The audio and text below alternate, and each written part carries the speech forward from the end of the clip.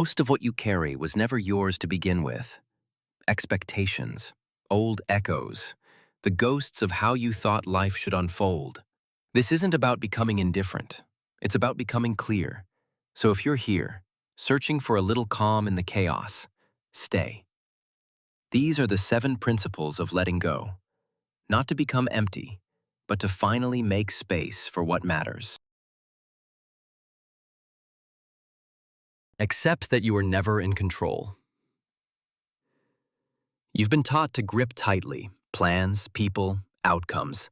That effort equals certainty. But the truth is harsher and cleaner. You were never in control. Not of timing, not of feelings, not even of your own body some days. The Stoics called it the dichotomy of control. What belongs to you is limited. Your actions, your thoughts, your reactions. Everything else is fog, a shifting tide. You try to control a relationship, and you lose it. You try to control your image, and it collapses. You try to control time, and it slips through you like water. There's a strange freedom in surrender. Not passivity, but precision. You only pour energy into what is truly yours. You stop arguing with reality. You stop needing the world to obey your will. Let go. Not because you don't care, but because clinging never worked. Control was always a quiet lie you told yourself to stay upright in a spinning room.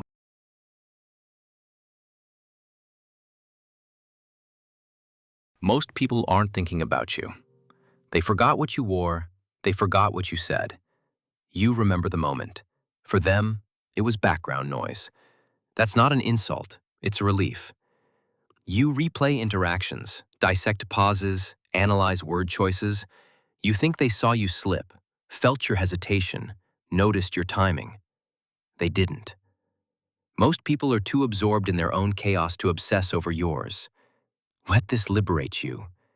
Let it untie the knot of constant self-monitoring. The spotlight effect, your belief that everyone's watching, fades when you realize everyone's performing for their own invisible audience. Your mistakes disappear into their noise. Your awkwardness isn't a headline. It's a whisper in a room full of shouting. Let go of the imagined audience. They left the theater hours ago. Now you're free to walk off stage and into your own story. Attachment is a form of fear.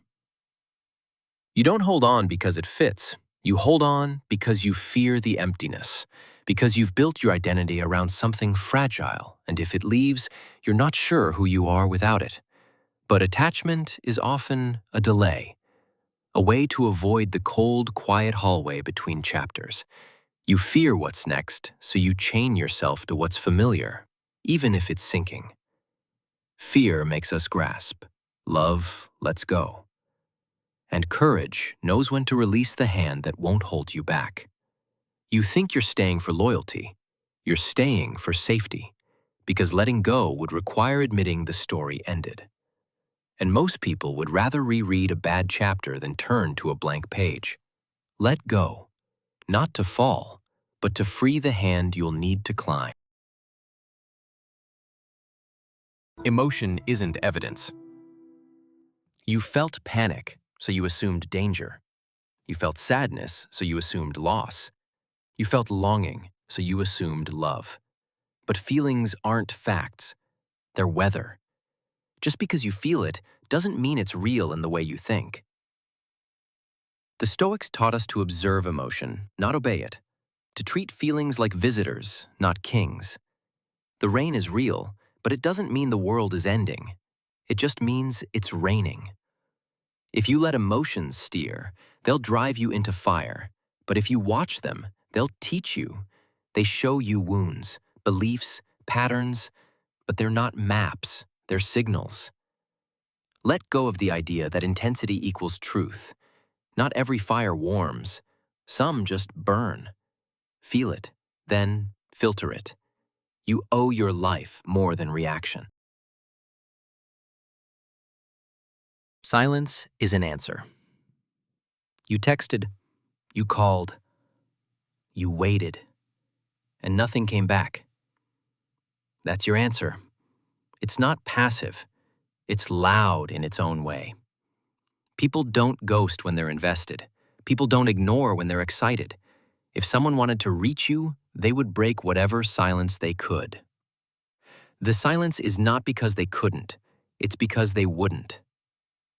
We invent reasons, excuses, scenarios. We pretend silence is a puzzle. It's not. It's a mirror.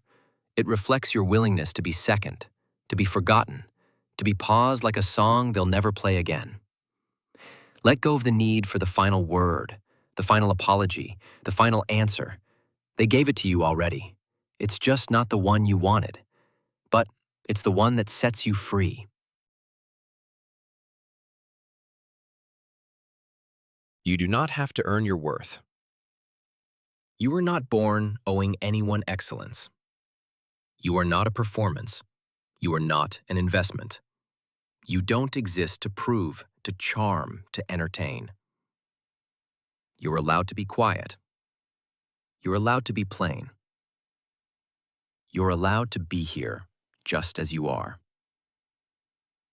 The need to prove yourself is the ghost of early rejection. Childhood wounds echo in adult ambition. Let go of the constant proving. Let go of the anxious mirror checking. Your worth is not a math problem. It cannot be earned because it was never in question. Anyone who makes you feel otherwise is just revealing their own void. Existence is already proof, and some days, surviving is success. You do not have to earn your worth. You were not born owing anyone excellence. You are not a performance. You are not an investment. You don't exist to prove, to charm, to entertain. You're allowed to be quiet. You're allowed to be plain. You're allowed to be here, just as you are. The need to prove yourself is the ghost of early rejection. Childhood wounds echo in adult ambition. Let go of the constant proving. Let go of the anxious mirror checking. Your worth is not a math problem. It cannot be earned, because it was never in question. Anyone who makes you feel otherwise is just revealing their own void. Existence is already proof, and some days, surviving is success. Let go, not to lose, but to make room. You don't empty your hands to be empty. You empty them to be ready. Letting go isn't the end, it's the clearing before something new can take shape. You've held on to so much out of fear. People who left long ago, roles that don't fit, stories that hurt you, futures that never arrived. You kept the weight because it was familiar, but familiar isn't sacred. It's just repeated. Clear the space. Let the air in. Let the quiet come. You need room. Not because better is guaranteed, but because without space, nothing can arrive. You're not failing by letting go. You're preparing. You're planting.